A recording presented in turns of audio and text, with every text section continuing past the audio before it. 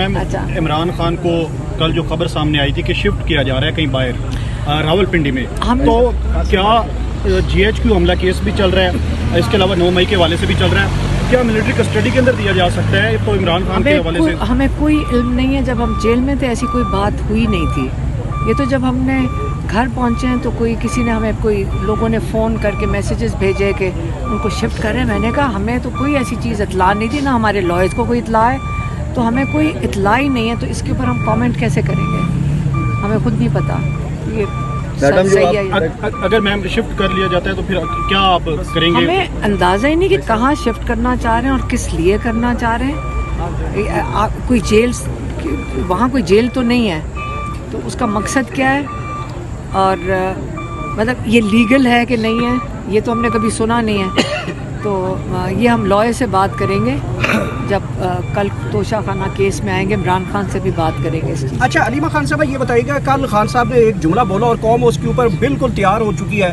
दूसरा मुझे ये बताइए कि खान साहब के बच्चों का क्या स्टेटस है, क्या वो पाकिस्तान आना चाह रहे हैं, आना चाहते हैं, अभी तक रुकावट है? देखिए, आना चाहते हैं लेकिन जो वहाँ के फॉरेन सेक्रेटरी है ब्रिटिश, उन्होंने कहा था कि आप उस पर ट्रैवल करें क्योंकि उनको धमकियाँ दी जा रही है यहाँ पे पाकिस्तान आने पे।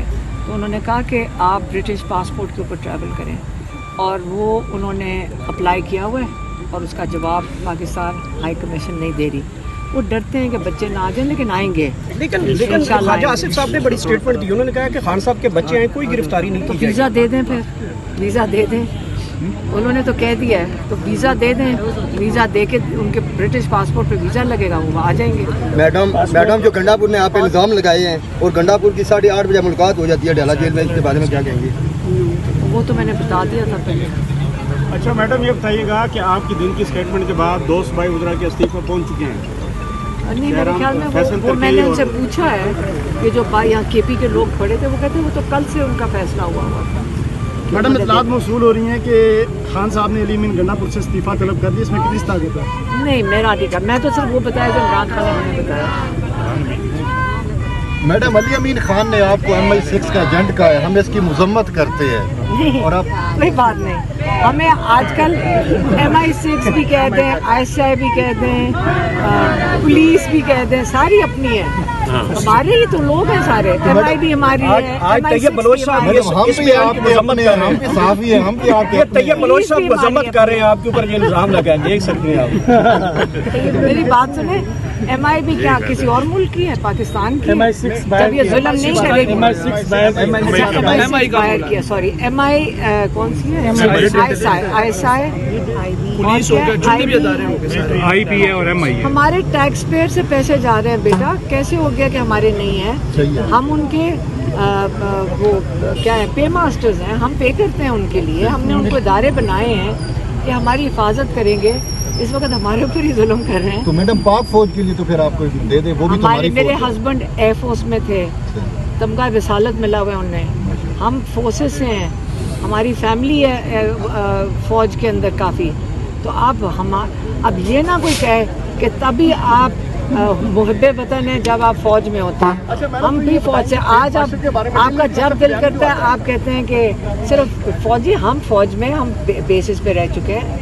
हम, हमारे से ज़्यादा किसको पता होगा कि जो अपने जो हर एक के ऊपर ये जो फतवा लगा देते हैं ना कि जी ये गद्दार है, गद्दार सिर्फ वो है जो अपने मुल्क के अंदर अपने मुल्क को नुकसान पहुंचाए, बाहर के लोगों के साथ मिलकर।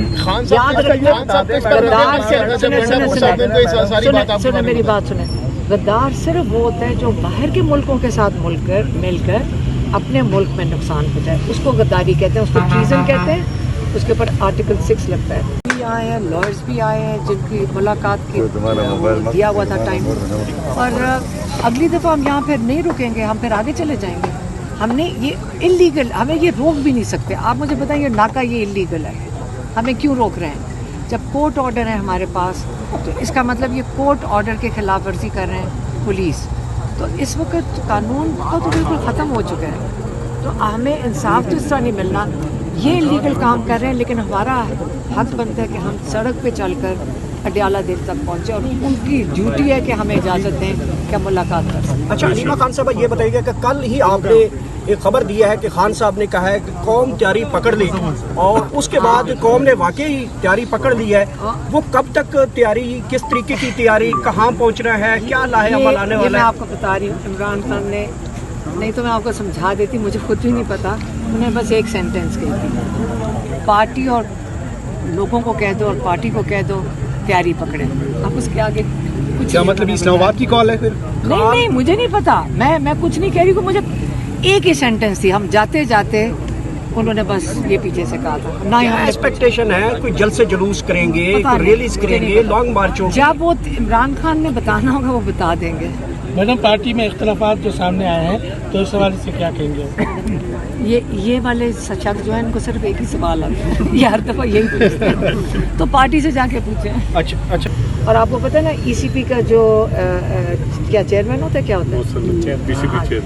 ईसी नहीं, ईसीपी इलेक्शन कमीशन का चेयरमैन हाँ चेयरमैन है, जिसने वोट चोरी करवाए थे आर्टिकल 6। और आपको पता है वोट चोरी करने का जो सजा है वो आर्टिकल 6 गद्दारी लगती है, क्योंकि इतनी अहमियत है, हर इंसान पाकिस्तानी के वोट की इतनी अहमियत है कि उस पर आर्टिकल 6 लग सकता मैडम है। वो तो सुप्रीम कोर्ट का भी हुक्म है आर्टिकल 6 की कार्रवाई का। हाँ, मैं यही कह रही हूँ। तो आज सारे अपने मुल्क के लिए काम करें, इंशाल्लाह पाकिस्तान बहुत मजबूत तो madam field marshal Asim Munir के बारे में